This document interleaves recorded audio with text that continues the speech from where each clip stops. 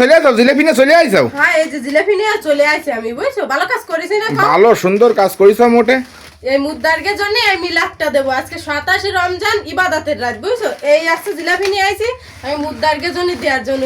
এই যে দুনিয়ার মানুষ ঈদ আসতেছে কি আনন্দ করতেছে, যে ঈদ আসতেছে সামনে কি আমোদ ফুর্তি, কিন্তু কবরবাসী যারা কবরে শুয়ে আছে ময় মুরব্বীরা তারা কিন্তু কাঁদতেছে, যাহারে দিন যে ফুরোয় যাচ্ছে, আমাকে যে হিসেবের দিন সামনে চলে আসতেছে।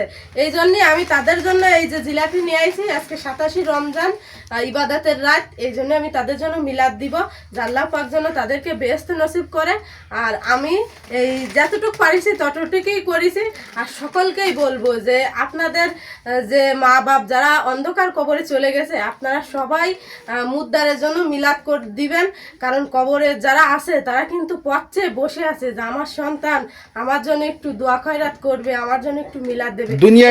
দুনিয়ায় থেকে আমার সন্তান কি করতেছে, আমার জন্য কি করতেছে, তারা কিন্তু মুখ চেয়ে তাকায় আছে সন্তানের দিকে, কিন্তু সন্তান কিছুই করতেছে না, তাই না বন্যা? হ্যাঁ অনেকে করে অনেকে করে না, কিন্তু আমি সবাইকে বলবো যে একটা সন্তান মা বাপ অনেক কষ্ট করে লালন পালন করে বড় করে, তারা অনেক স্বপ্ন নিয়ে তারপরে যে অন্ধকার কবরে ডাক দিলে তো চলে যেতেই হবে।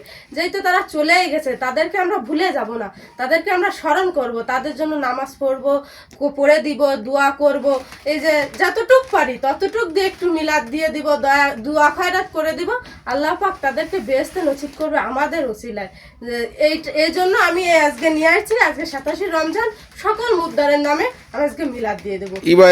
ইবাদতের রাত্রি মিলাদ পড়লে ইনশাআল্লাহ কবুল হয়ে যাবে। হ্যাঁ কবুল হয়ে যায়। আর অন্ধকারবাসীরা খুব কান্নাকাটি করছে যে দিন তাদের ফুরিয়ে যাচ্ছে, এই জন্য কিন্তু আমি নিয়ে এসে